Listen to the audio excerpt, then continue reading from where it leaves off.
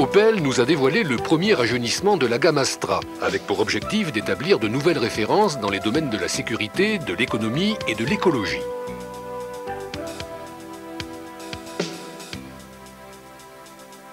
Monsieur Perk, aujourd'hui l'Astra se voit modifiée par de nombreux détails. Quelles en sont les raisons? Les raisons, ça veut dire qu'on a lancé l'Opel Astra qui était nouveauté en 1991. Une voiture à cette époque certainement révolutionnaire avec un équipement de sécurité très important. Pourquoi la version sportive a-t-elle perdu tout son caractère sportif, esthétiquement? Je crois que vous avez tout à fait raison de souligner que c'est uniquement sur le plan esthétique. Je crois qu'il y a deux développements et on les observe sur un plan européen maintenant depuis 2 ans. Ça veut dire tous les segments de voitures GTI, GSI, ou peut-être on les appelle les vrais vroom vroom, comme on les a connus avant. Le segment en soi, c'est presque diminué, ça veut dire c'est presque tombé à moitié ce qui c'était avant. Les goûts, ils ont changé, et je crois qu'il y a maintenant surtout, et ça c'est encore une fois c'est un développement pan-européen, le goût, ils ont changé. On veut beaucoup moins montrer vis-à-vis de l'extérieur vraiment, je dirais, cet aspect très sportif. On veut surtout un extérieur, oui, encore musclé, mais je dirais calme. Par contre, on veut quand même que l'aspect technique de la voiture reste très sportif, reste très performante.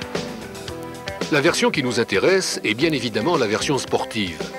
Extérieurement, la GSI se distingue par de nouveaux rétroviseurs plus fluides, des protections latérales redessinées, des roues en alliage léger d'un nouveau dessin, le volumineux béquet arrière a été remplacé par un élément plus discret, une face avant affinée, dictée par la volonté de rendre plus accessible cette nouvelle GSI, paraît-il. Seule la teinte intégrale de la carrosserie laisse pressentir le haut rang et le tempérament de cette berline. Modèle ultime de la gamme, l'Astra GSI est uniquement proposée avec le 2 litres 16 soupapes de 150 chevaux.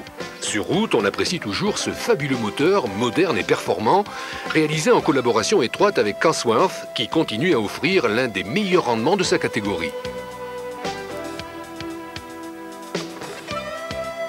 L'Astra propose un niveau d'équipement très complet. Ordinateur de bord, système anti-vol, ABS, siège récaro, grand airbag, conducteur et passager bien intégrés dans la planche de bord, conservant la pratique boîte à gants dans une ambiance cossue avec des matériaux de qualité.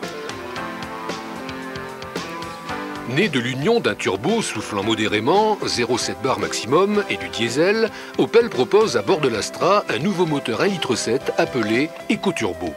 Propre et économique, ce moteur affiche une consommation moyenne de 5,9 litres pour 100 km seulement et remplace, sans surprise désagréable, la version précédente à moteur atmosphérique.